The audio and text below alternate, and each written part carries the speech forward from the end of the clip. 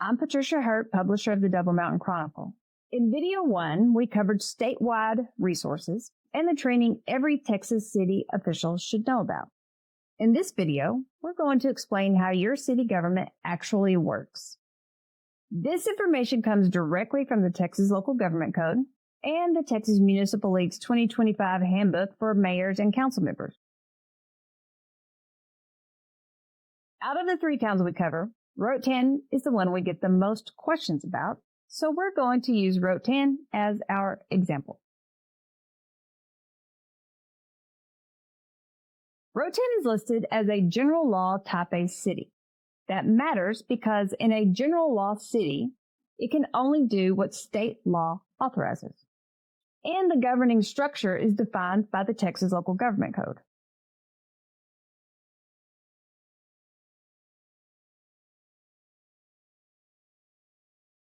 In a type A general law city like Rotan, the mayor acts as the presiding officer.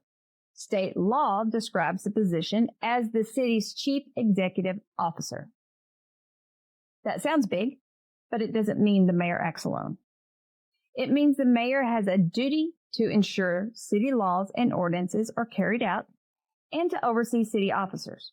However, it is important to know that this is not a big city strong mayor system.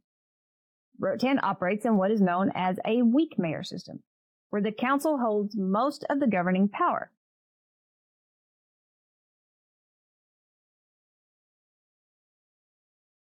The mayor generally only votes to break a tie. So, what does the mayor actually do then? There are 4 main duties. First, the meeting. The mayor runs the show. They call the agenda items, recognize speakers, keep order in the room, help put together the agenda. Second, the signature. The mayor is the city's official signatory, signing the documents and contracts that the council approves. Third, the budget. This is a key distinction for Rotan because Rotan acts under a city administrator model, not a city manager model. State law keeps the mayor designated as the city's budget officer. And fourth, emergencies. During a crisis, state law places emergency management responsibilities on the head of the governing body. That is the mayor. Bottom line, the mayor has important responsibilities for oversight and safety, but in a type A city, it is the council's decision that drives the government. Basically, the mayor is the face of the city in the hands of the government, but the city council is the brain. Now, here's the key point people often misunderstand. Texas Local Government Code Section 22.037 says the mayor may vote only if there is a tie, except in elections. And here's the best example of that rule in action. Electing the mayor pro tem. At the very first meeting after the election, the council is required to choose a mayor pro tem, because this is technically considered an internal election. The mayor is allowed to cast a vote right alongside the council members. In this specific case, the mayor does not have to wait for a tie. In a standard meeting with all 5 council members present, a tie is mathematically impossible. You'll always have votes like 3-2 or 4-1. In most regular meetings, the mayor has no vote at all. The mayor's vote only activates when one council member is absent or abstains, creating a possible 2-2 tie. The mayor's vote matters when an even number of council members vote. For example, when someone is absent, abstains, or must recuse due to a conflict of interest. And that's why you'll sometimes hear people talk online about the vote count. In a type A city, the details matter. Now let's talk about the council. In a type A city, the council, sometimes called the Board of Aldermen in older legal language, is where the city's legislative authority lives. The council passes the ordinances. The council approves the budget, normally after a long discussion and not 5 minutes after the document is handed to them. The council sets policies, including big, high-impact decisions like rates and fees, public safety priorities, streets and infrastructure plans, and long-term financial direction. Council members vote on the item that may come before the body, unless they have a legal reason to abstain or recuse. So, When you want to understand who decided what, you need to look at the agenda, the motion, and the recorded vote. Now let's talk about meetings and agendas. Texas Government Code Section 551.043 sets the general notice rules. Meeting must be posted at least 3 business days before the scheduled meeting time, with separate rules for certain emergency situations.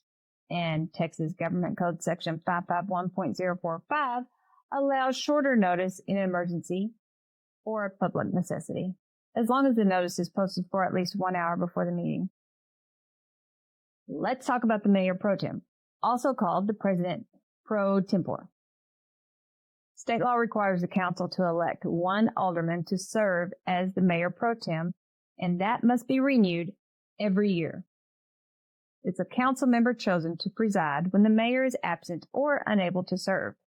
This is where confusion often happens, especially when people watch a meeting and see the mayor pro tem up in the chair. Here's the key point.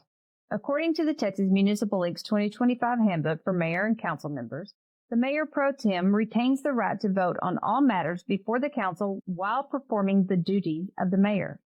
So the mayor pro tem does not become the mayor. They temporarily perform the mayor's meeting duties, but they remain a council member, and they keep their council vote. This is not a technicality. A mayor pro tem is elected by voters as a council member. If they lost their vote every time they presided, then the citizens who elected them would effectively lose representation in that meeting. Finally, let's talk about city staff. Many cities have a top administrator who helps manage day-to-day operations. Things like staff supervision, project timelines, purchasing and bids, vendor coordination, and implementing the council's decision between meetings.